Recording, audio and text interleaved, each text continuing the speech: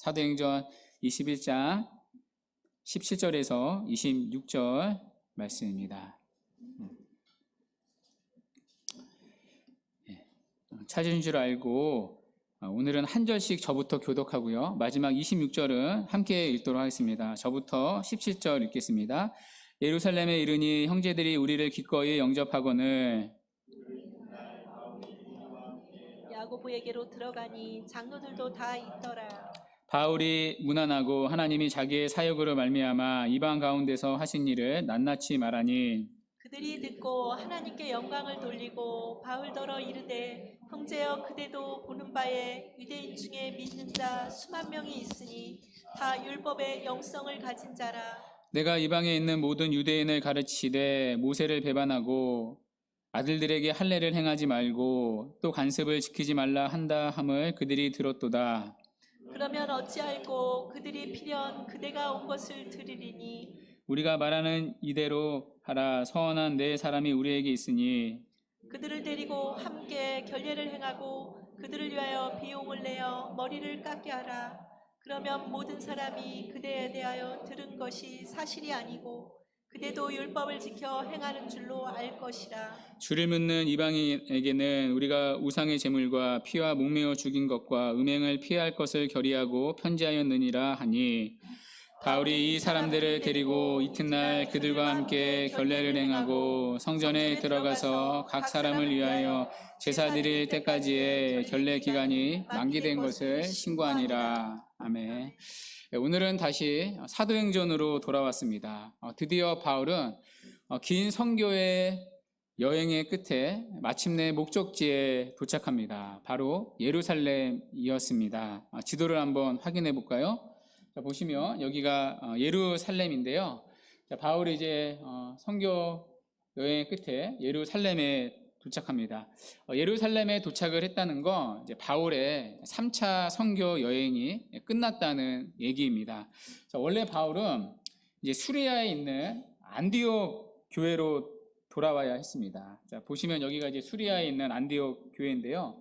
이 수리아 안디옥 교회는 이제 바울 선교의 베이스 캠프였습니다. 바울은 지금까지 이제 3번에 걸쳐 선교를 했죠. 자, 그때마다 바울은 늘 수리아 안디옥 교회에서 선교를 떠났습니다. 그러니까 파송 교회가 수리아 안디옥이었던 거죠. 자, 그리고 다시 수리아 안디옥으로 돌아왔습니다. 자, 그런데 3차 여행에서는 이 수리아로 돌아가지 않습니다. 자, 떠나기는 수리아 안디옥에서 떠나는데, 자, 어디로 돌아가죠? 예루살렘으로 곧장 들어갑니다. 자, 왜 수리아가 아니라 예루살렘으로 들어갔을까요? 예루살렘에 전해줄 뭐가 있었기 때문이죠? 구제 헌금이 있었기 때문입니다. 자, 구제 헌금을 전해주기 위해 바울은 예루살렘으로 들어갑니다. 자, 그리고 이 예루살렘에서 바울은 죄수로 잡히게 되어 로마로 가게 됩니다. 자, 그러니까 사도행전에 남은 이야기의 장소는 이제 2곳이 되는 거죠. 하나는 예루살렘이고요, 하나는 로마입니다. 자, 오늘 본문을 시작으로 사도행전 26장까지는 예루살렘에서 일어난 이야기입니다. 그러니까 21장, 22장, 23장, 24장, 25장, 26장, 그러니까 6장은 예루살렘에서 일어난 기록입니다. 이어서 나머지 27장과 28장은 이제 바울이 로마로 가는 여정과 이제 로마에 도착해서 일어난 이야기입니다. 그 중에서 사도행전 21장 오늘 본문부터 뒤에 22장, 23장은 바울이 예루살렘에서 머문 12일 동안의 이야기입니다. 그러니까 12일 동안의 이야기를 누가는 21장부터 23장까지 할애합니다. 이어서 24장부터 26장은 바울이 예루살렘과 가이사랴를 왔다 갔다 하면서 재판을 받는 2년간의 이야기가 기록되어 있습니다. 그리고 나머지 27장은 바울이 로마로 가는 여정을 기록하고 있고요. 자, 마지막 28장은 로마에 들어가는 이제 바울의 이야기로 사도행전도 막을 내립니다. 자, 그러니까 사도행전 21장부터 26장까지는 예루살렘, 27장은 로마로 가는 여정, 28장은 로마에서 일어난 일입니다. 자, 로마에서 사역한 건요, 28장 한 장밖에 되지를 않습니다. 자, 반면에 예루살렘에서 사역한 이야기는 21장부터 26장까지, 그러니까 그렇게 6장에 걸쳐 기록해 놓았습니다. 자, 그만큼 누가는요, 예루살렘에 있었던 바울의 사역을 비중 있게 다룹니다. 자, 그러면 예루살렘에서 바울에게 일어난 그 일들이 대체 무엇인가? 자, 그 예루살렘에서의 첫 번째 에피소드가 오늘 본문의 내용입니다. 자, 오늘 바울의 일행은요, 예루살렘에 도착합니다. 자, 도착한 그들은 예루살렘 교회에 뜨거운 영접을 받았습니다. 본문 17절에 그 장면이 기록되어 있는데요. 눈으로 보시면 예루살렘에 이르니 형제들이 우리를 기꺼이 영접하거늘. 자, 여기 기꺼이라는 말은요, 즐겁게, 기쁘게라는 뜻입니다. 억지로 맞이한 게 아니라 기다리는 마음으로 기쁘게 바울을 영접했다는 뜻입니다. 자, 그만큼 바울은 예루살렘 교회에 따스한 환영을 받았습니다. 자, 그리고 이튿날 바울이 만난 사람이 있습니다. 바로 야고보였습니다. 자, 여기 야고보는요, 예수님의 12 제자의 그 야고보가 아닙니다. 자, 그 야고보는 사도행전 12장에서 순교를 당했습니다. 그러니까 천국에 가 있는 거죠. 여러분 기억나시죠? 자, 그러면 오늘 이 야고보는 누구입니까? 예수님의 동생 야고보를 말합니다. 여러분 사도행전 뒤에 보면 야고보서가 있습니다. 자, 그 야고보서의 저자가 예수님의 동생 야고보입니다. 이 야고보가 베드로가 떠나 예루살렘 교회의 지도자가 되었습니다. 오늘날로 말하면 담임 목사가 된 것이죠. 자, 이 야고보가 바울을 맞이해 주었습니다. 야고보뿐만 아니라 예루살렘 교회의 장로들도 바울을 맞이했습니다. 자, 그리고 바울은 그들에게 선교 보고를 했습니다. 자, 그동안에 있었던 선교의 은혜를 나누었습니다. 자, 여러분 19절에 보시면요, 거기 끝에 낱낱이 말했다고 나옵니다. 이 낱낱이 말했다는 말은요, 이 차례대로라는 뜻도 가지고 있습니다. 자, 지도를 한번 다시 보시겠어요? 자, 보시면 바울이 랜덤으로 다닌 게 아니죠. 바울이 다녔던 이렇게 노선들이 이렇게 있습니다. 선교 노선이 있죠.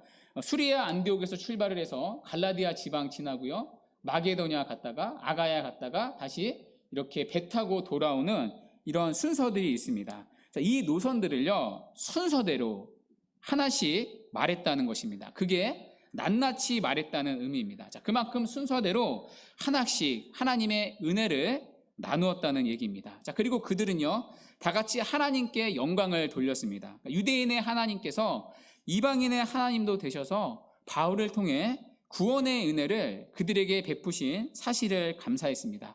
자, 여기까지는요, 분위기가 참 좋습니다. 자, 그런데 예루살렘 교회의 안팎의 분위기는 심상치 않았습니다. 바울에 대한 안 좋은 소문이 돌았기 때문입니다. 자, 그 소문이 본문 20절부터 나오는데요. 자, 20절 다시 한번 읽어볼게요. 시작. 그들이 듣고 하나님께 영광을 돌리고 바울더러 이르되 형제여 그대도 보는 바에 유대인 중에 있는 자 수만 명이 있으니 다 율법의 열성을 가진 자라. 아멘. 자, 유대인 중에 믿는 자가요 수만 명이 있다고 말합니다. 이 표현에서 우리가 입이 떡 하고 벌어질 표현이 있습니다. 어떤 표현일까요? 이 수만 명이라는 표현입니다. 여러분 여기 수만 명은요 굉장히 놀라운 숫자입니다. 자, 이 당시 예루살렘 인구를요, 자, 적게는 5만 명, 많게는 6만 명에서 10만 명이라고 추정합니다. 자, 그 가운데 수만 명이 예수를 믿었다는 건 굉장히 놀라운 부흥입니다. 그러니까 왜냐하면요, 대부분은 유대인들이니까요. 유대인들이 어떤 사람들이죠? 예수님을 십자가에 못 박여 죽였던 자들입니다. 자, 그 유대인들이 유대계에서 기독교로 개종을 했습니다. 자, 그것도 몇천 명이 아니라 몇백 명이 아니라 수만 명이 개종을 했습니다. 여러분 이건 굉장히 놀라운 일입니다. 자, 그래서 어떤 학자들은요, 제가 주석을 보니까 이 수만 명을 수학적인 숫자 그대로 받아들이질 않습니다. 자, 그만큼 많다는 뜻이지 실제로 수만 명은 아니었을 것이다 라고 말합니다. 자, 확실한 건요, 자, 소수였던 기독교인들이 그만큼 많아졌다는 건 사실입니다. 자, 그런데 이 기독교로 개종한 유대인들의 공통적인 특징이 있습니다. 자, 그 특징이 무엇이죠? 모두 다 율법의 열성을 가진 자였습니다. 자, 율법의 열성을 가진 자라는 말은요, 율법을 철저히 지켰다는 뜻입니다. 그러니까 율법을 어기는 일이 없었다는 뜻입니다. 자, 예를 들면, 자, 율법에 보면 의식법들이 나옵니다. 예를 들면 이제 음식법들이 있죠. 그 음식법을요, 철저히 지켰을 겁니다. 자, 우리가 신명기 때가 죄송합니다. 우리가 새벽에 신명기를 살펴보고 있는데요. 우리가 그때 이제 살펴본 적이 있습니다. 율법에 보면 이 먹어야 할 음식과 먹지 못할 음식이 구분되어 있습니다. 그러니까 부정한 음식과 정한 음식이 구분되어 있습니다. 함부로 음식이라고 다 먹어서는 안 되었습니다. 자, 그 율법의 음식법도요, 철저히 지키는 겁니다. 그러니까 율법에 나오는 모든 의식법들을 하나도 어김없이 다 지켰다는 뜻입니다. 그러니까 제사는 제사대로 지키고요. 절기는 절기대로 지키고요. 오순절, 맥주절 다 있잖아요. 6월절. 또 음식은 음식대로 다 지켰을 겁니다. 여러분, 지금 이 유대인들은요, 예수를 믿은 자들입니다. 유대교가 아니에요. 20절에서 보듯이 유대인 중에 믿는 자 수만 명이라고 기록되어 있습니다. 그러니까 분명히 이들은요, 회심한 성도들일 것입니다. 자, 그들은 율법을 지켜서 하나님께 의롭다함을 받겠다는 유대주의자들과는 확실히 다른 사람들입니다. 자, 그럼에도 그들은요, 다 율법의 의식법을 열심히 지켰습니다. 아마 유대인이다 보니까요, 그러니까 율법으로부터 아직까지는 온전한 자유함이 없었던 것 같습니다. 또 아직 이 시기가요, 유대교에서 이제 기독교로 넘어가는 과도기니까요, 아직 신앙이 어렸던 자들은 구원과 별개로 율법도 열심히 지킨 것 같습니다. 자, 그런데 그들에게요, 바울은 평판이 매우 좋지를 않았습니다. 바울에 대한 안 좋은 소문이 그들 가운데 돌았기 때문입니다. 자, 그러면 바울에 대해 안 좋은 소문은 대체 무엇인가? 자, 그 소문이 25절에 바로 나오는데요. 우리 21절도 같이 한번 읽어볼게요. 시작. 내가 이방에 있는 모든 유대인들을 가르치되 모세를 배반하고 아들들에게 할례를 행하지 말고 그리고 또 관습을 지키지 말라 한다 함은 그들이 들었도다. 아멘. 여기 보면 바울에 대한 떠돌았던 이제 세 가지 소문이 나옵니다. 자, 첫째, 바울은 이방에 있는, 그러니까 외국에 있는이죠. 외국에 있는 모든 유대인들에게 모세를 배반하게 했다는 소문입니다. 자, 모세를 배반하게 했다. 여러분, 어떤 의미일까요?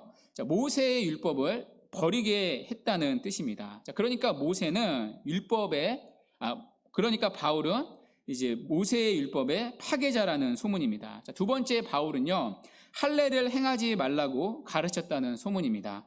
자, 세 번째 소문은요, 바울은 유대인의 관습도 지키지 말라고 했다는 소문입니다. 자, 누구에게요? 외국에 사는 유대인들에게요. 자, 이 세 가지가 이제 그 당시 떠돌던 바울에 대한 소문이었습니다. 자, 바울이 외국에 다니면서 복음을 전하는데 외국에 사는 유대인들에게 이렇게 가르쳤다는 것입니다. 자, 그런데 여러분, 이건 바울에 대한 오해입니다. 자, 거짓 뉴스입니다. 자, 바울은 이렇게 가르친 적이 없습니다. 우리가 좀 이제 구분해서 보셔야 하는데, 이 부분에 대해서. 자, 물론 바울이요, 이방인들에게는 이렇게 가르친 적이 있습니다. 자, 갈라디아서나 고린도서를 보면요, 외국에 사는 이방인들에게는, 그러니까 외국인들에게는 할례를 받을 필요가 없다고 가르쳤습니다. 자, 이들은 유대인이 아니니까요. 여러분, 할례는 이스라엘의 어쩌면 정체성과 같지 않습니까? 그러니까 유대인들의 하나의 민족적 의식으로 이제 자리 잡지 않았습니까? 그러니 이방인이요, 굳이 할례를 받을 필요는 없습니다. 더군다나 할례가 구원의 조건이 아니니까요. 여러분, 우리도 이제 그렇지 않습니까? 우리도 예수를 믿습니다. 자, 그러나 할례를 받지 않습니다. 자, 우리가 이제 남자 아이들 할례를 시키는 건 위생상의 문제이지, 건강상의 문제이지, 종교적인 의식으로 치르는 게 아닙니다. 우리는 유대인이 아니니까요. 할례가 구원의 조건도 아니니까요. 그러니까 이방인들은 굳이 할례를 받을 필요가 없습니다. 자, 그래서 모세는 외국에 사는 외국인들에게 굳이 할례를 받지 말라고 했던 것입니다. 자, 그러나 유대인들에게는요, 그렇게 가르친 적이 없습니다. 자, 바울이 외국에 사는 유대인들에게 모세의 율법을 버리라고 가르친 적이 있습니까? 또 할례를 금지시킨 적이 있습니까? 앞으로 유대인 너희들 할례 받지 마. 할례 앞으로는 절대 금지야. 태어난 아들에게 할례 베풀면 가만 안 둘 거야. 그렇게 가르친 적이 있습니까? 그리고 유대인의 관습을 지키지 말라고 유대인들에게 가르친 적이 있습니까? 유대인들에게는요, 그렇게 가르친 적이 없습니다. 자, 바울이 유대인들에게 가르친 건 이겁니다. 이 세 가지가요, 구원의 조건이 아니라는 가르침이었습니다. 자, 모세의 율법, 할례, 유대인의 관습, 이 세 가지가 구원의 조건이 아니라고 가르쳤을 뿐입니다. 자, 지금까지 유대인들은요, 이 세 가지가 구원의 조건이라고 했습니다. 자, 모세의 율법을 지켜야 구원받는다.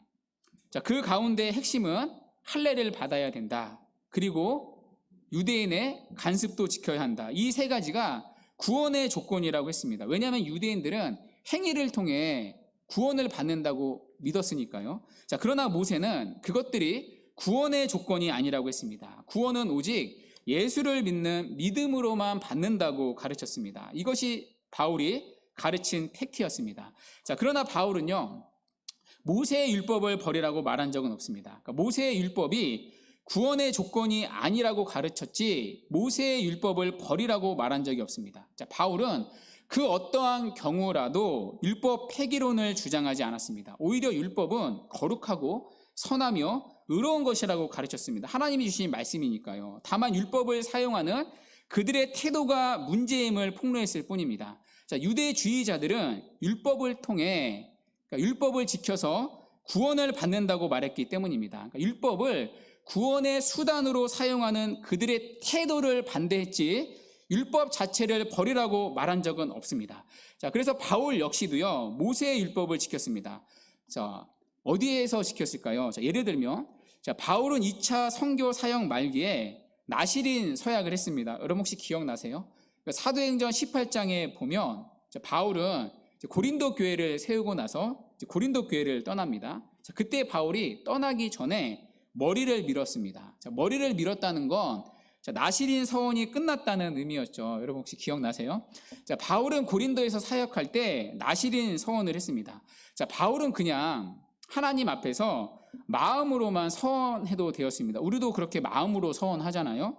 하나님, 제가 고린도에 있는 동안에는 더 저를 구별하여 하나님께 드리겠습니다. 마음으로 서원해도 되었습니다. 자, 그러나 바울은 유대인의 한 사람으로 구약의 율법을 따랐습니다. 그러니까 구약에 나오는 나시린 서원을 했습니다. 자, 그러니까 바울도요, 모세의 율법을 지켰던 거죠.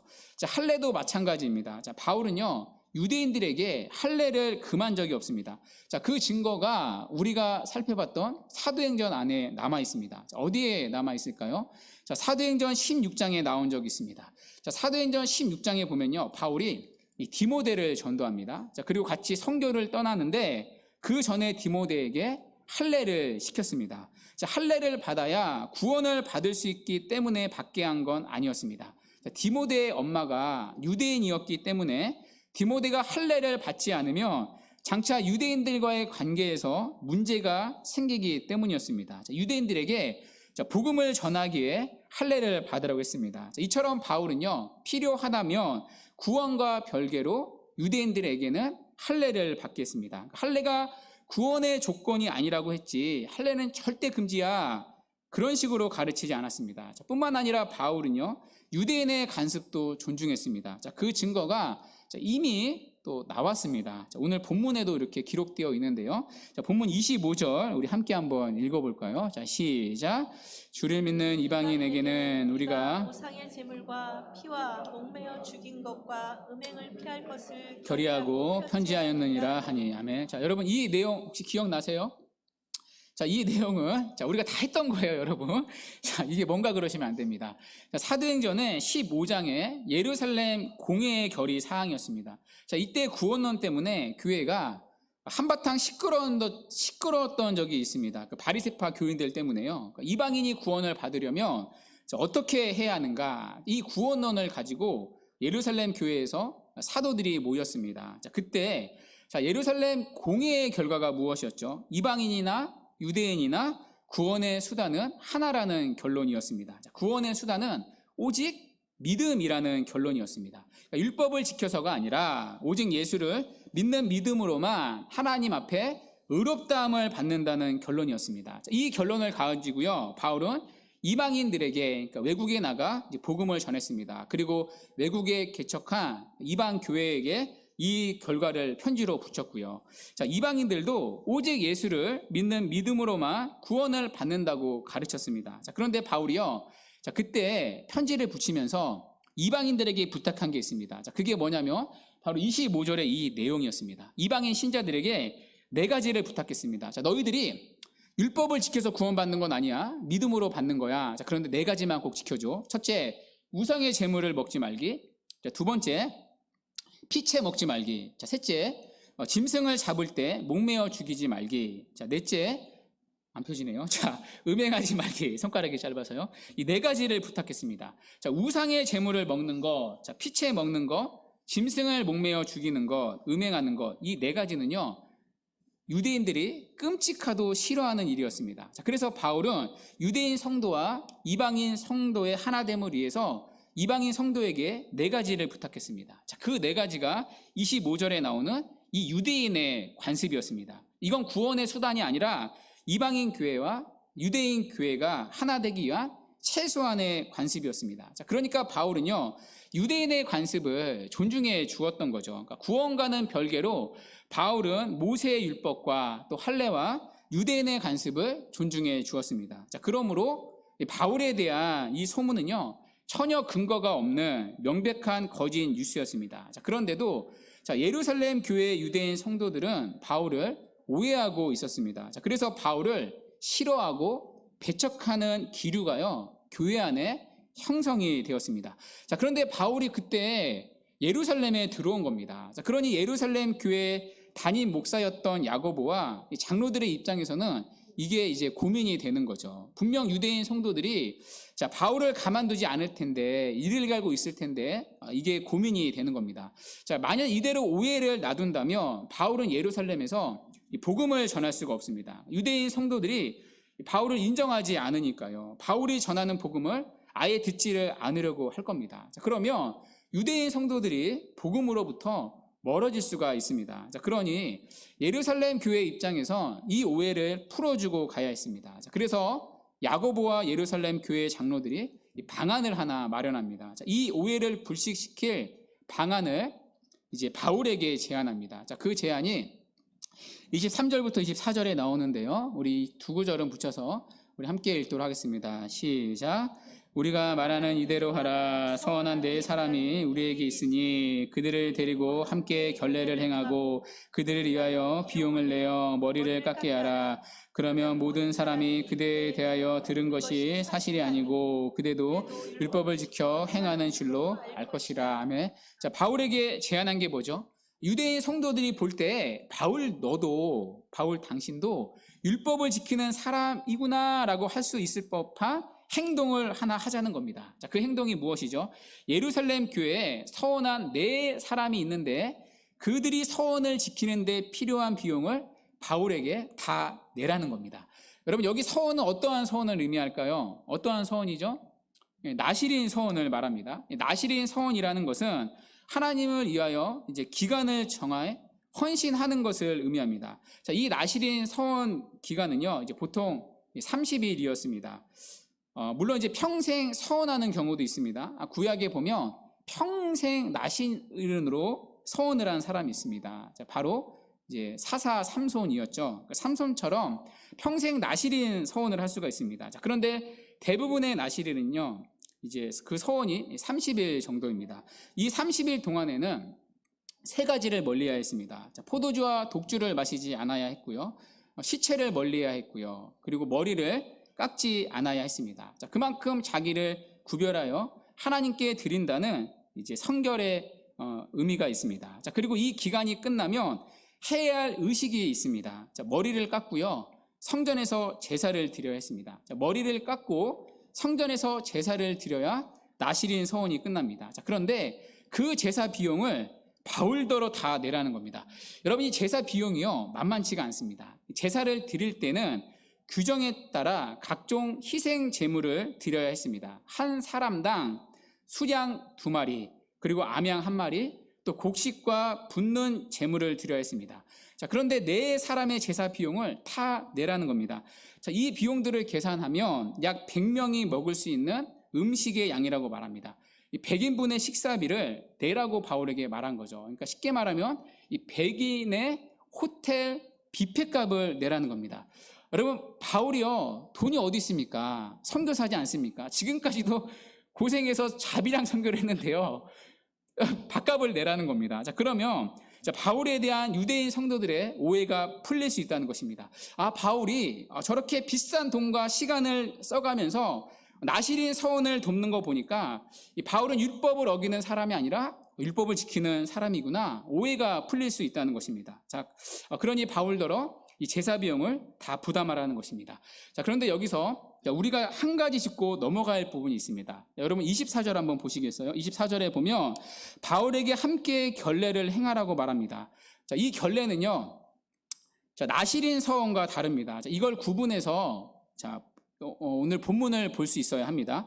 자, 이 결례는 바울이 해야 할 결례입니다. 이 결례가 뭐냐면요, 유대인들이 이방 땅을 밟고 오면 치러야 할 정결 예식입니다. 자, 기본적으로 유대인들은 이방 땅을 부정하다고 여겼습니다. 자, 그래서 이제 이방 땅을 밟고, 그러니까 외국에 다녀온 유대인들은요, 더러워진 몸을 깨끗하게 하는 정결 예식을 성전에 가서 치렀습니다. 자, 그 정결 기간이 7일이었습니다. 자, 그래서 여러분 가진 성경에 27절에 보면요, 그 이레가 거의 참회라고 나옵니다. 자, 그 이레는요, 바울이 정결 예식을 하는 일주일을 말합니다. 일주일 동안 바울은 성전에서 정결 예식을 치러야 했습니다. 자, 그때 너 혼자 가지 말고 나시린 서원한 네 사람을 함께 성전에 데리고 가라는 겁니다.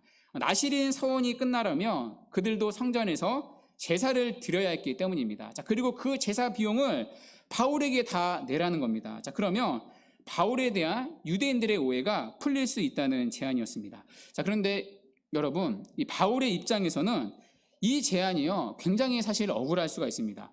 생각해 보십시오. 자, 바울에 관한 소문은요, 다 거짓 뉴스입니다. 하나도 맞는 게 없습니다. 사실이 아닙니다.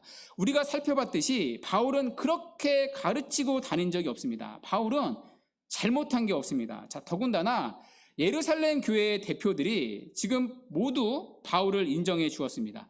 바울이 이방 지역에서 행한 일이, 복음을 전한 일이 하나님의 은혜였다, 하나님의 사역이었다 인정해 주었습니다. 자, 그래서 그들은 다 같이 하나님께 영광을 돌렸습니다. 그러니까 바울에게는 책 잡을 일이 없었다는 것입니다. 자, 그러니 바울은요, 지금 억울할 수가 있습니다. 자, 게다가 지금 바울은 예루살렘 교회를 도와주러 왔습니다. 자, 원래대로라면 바울은요, 수리아 안디옥 교회로 돌아가야 했습니다. 자, 그러나 바울은 자기를 파송한 수리아 안디옥이 아니라 곧장 예루살렘 교회를 찾아왔습니다. 예루살렘 교회를 돕기 위해서죠. 기근의 허덕이는 예루살렘 교회를 돕기 위해서 마가도냐에 편지도 보내고 아가야 교회들의 편지를 보내어서 그 헌금까지 거두어서 지금 왔습니다. 자, 그럼 바울에게 고마워하기는커녕 바울을 오해해서 배척하고 있습니다. 자, 그 오해를 풀어주기 위해 심지어 바울에게 제사 비용을 내라고 말합니다. 그것도 4명의 비용을 다 내라고 말합니다. 자, 바울의 입장에서는 불쾌할 수 있습니다. 왜 내가 그래야 하나? 내가 하지도 않은 일 때문에 생긴 오해를 왜 내가 내 돈을 들여가며 풀어야 하는가? 바울의 입장에서는요, 억울할 수 있습니다. 뿐만 아니라 바울에게는요, 굉장히 자존심이 상할 수도 있습니다. 자기는 이방인의 사도니까요. 자, 그러나 바울은 이들의 제안을 수락했습니다. 자, 그 수락한 장면이 본문 26절인데요. 자, 개역 개정으로 26절을 보면요, 이해가 안 됩니다. 저는 도무지 이해가 안 되더라고요. 그래서 제가 쉬운 성경으로 준비해 봤습니다. 자, 쉬운 성경으로 26절 한번 읽어볼게요. 시작. 이튿날 바울은 그 사람들과 함께 정결 의식을 행하였습니다. 그런 뒤에 그는 성전들로 가서 정결 의식이 끝나는 날짜와 그날의 각 사람을 위해 예물을 바친 날짜를 신고했습니다. 쉬운 성경으로 보니까 이해가 되더라고요. 자, 한마디로 바울은 야고보와 장로들의 제안을 받아들였다는 것입니다. 쉽게 말해 100인분의 호텔 뷔페를 선교사가 제사 비용을 다 냈다는 얘기입니다. 사실 바울은요, 이 제안을 얼마든지 거절할 수 있습니다. 바울이 잘못한 게 하나도 없으니까요. 바울이 틀리지 않았으니까요. 바울의 입장에서는 되려 억울할 수 있습니다. 자존심이 상하는 일입니다. 자, 그러나 바울은 예루살렘 교회의 제안을 수락합니다. 자, 그러면 바울이 이렇게까지 했던 이유는 무엇입니까? 이때 바울의 마음이요, 고린도전서 9장 20절에 나옵니다. 이 부분 마지막으로 한번 읽어볼게요. 시작.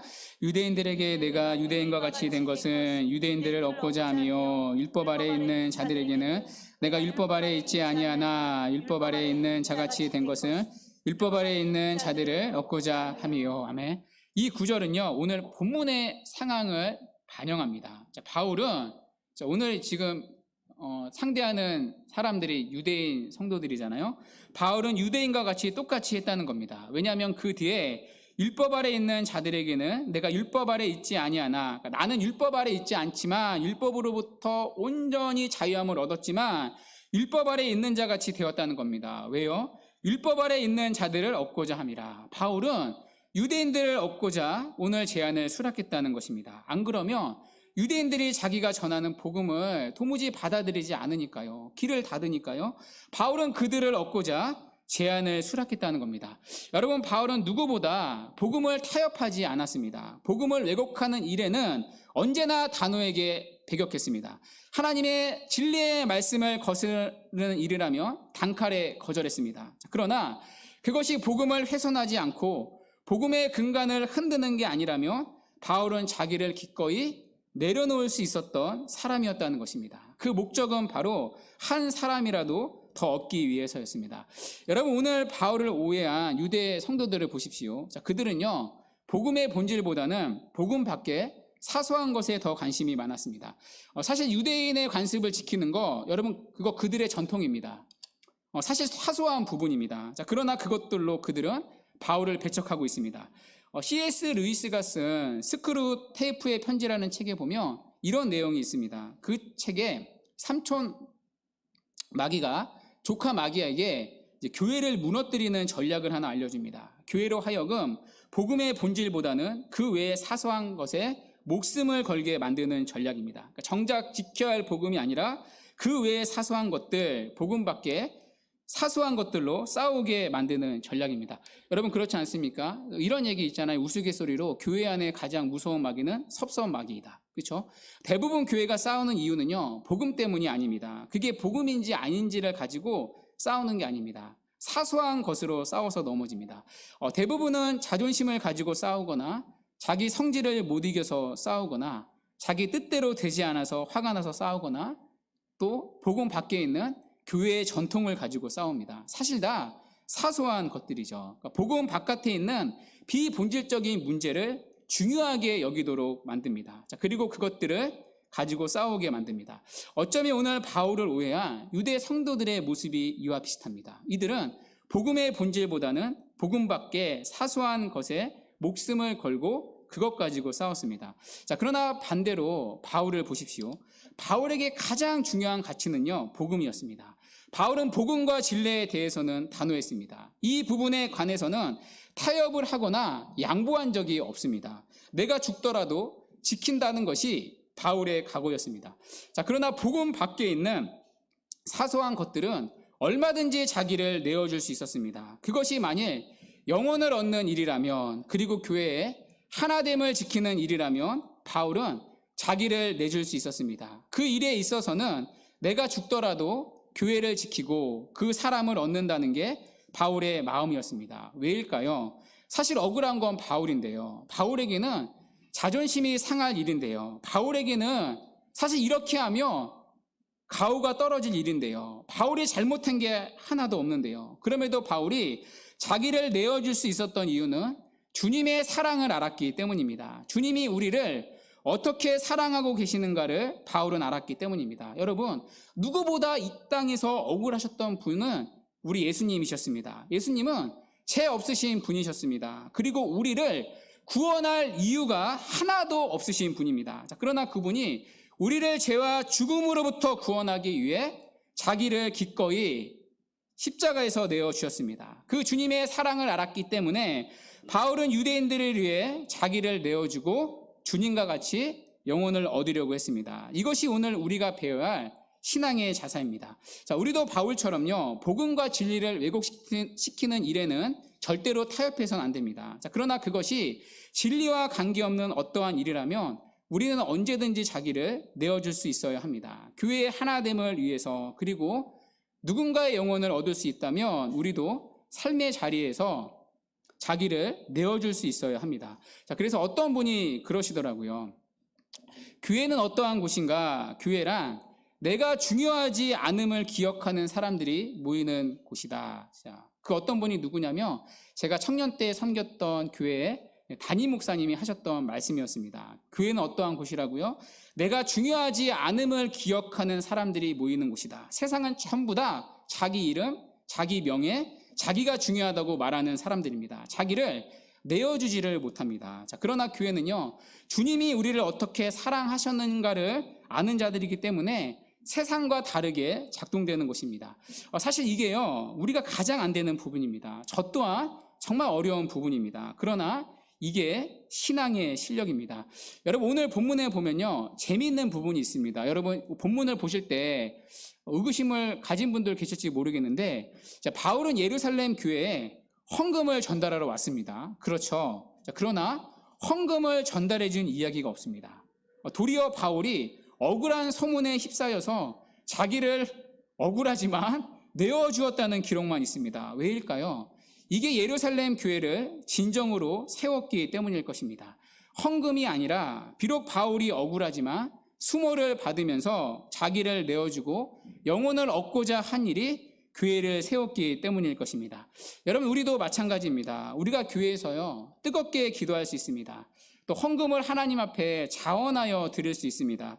예배의 자리에 나와서 뜨겁게 찬양할 수도 있습니다. 선교지의 영혼을 생각하며 긍휼한 마음으로 뜨거운 눈물을 흘릴 수도 있습니다. 그러나 자기 부인이 없을 수 있습니다. 자기 죽음이 없을 수 있습니다. 내 옆에 사람들에게 자기를 내어주지 못합니다. 쉽게 말해 주님의 사랑으로 져주지를 못합니다. 이겨야 직성이 풀리는 게 우리의 모습은 아닙니까? 사실 이게 우리가 안 되는 부분입니다. 주님을 위해 죽을 수도 있다고 말하지만 주님이 사랑하라고 붙여준 내 옆에 사람을 위해 져주지를 못합니다. 자기를 내어주지 못하고요, 자기의 자존심을 꺾을 줄 모릅니다. 참 이게 우리가 안 되는 부분입니다. 이런 말씀을 들으면 조심해야 할 게, 이 말씀을 듣고 이 목사, 그 집사, 저 권사를 떠올리면 안 됩니다. 여러분 각자에게 적용해야 될 하나님의 말씀입니다. 이게 우리에게 요구되는 신앙의 자리이기 때문입니다. 주님을 위하는 마음으로 자기를 내어주는 자리입니다. 그 자리에서 하나님은 교회를 세우시고 영혼을 얻게 하십니다. 그런 우리의 모습을 통해 하나님은 일하시기를 원하십니다. 그러므로 바라기는 우리의 신앙이요, 이 일에 잘하기를 바랍니다. 영혼을 얻고자 하는 일이라면, 하나님을 위하는 일이라면 기꺼이 주님을 위하는 마음으로 자기를 내어줄 수 있는 우리의 삶이 되기를 바랍니다. 그래서 그런 우리의 모습을 통해서 교회의 하나됨이 아름답게 지켜지고 우리에게 맡겨진 영혼들이 주님께 돌아오는 귀한 은혜가 우리의 가정과 삶 가운데 있기를 주님의 이름으로 간절히 축원합니다.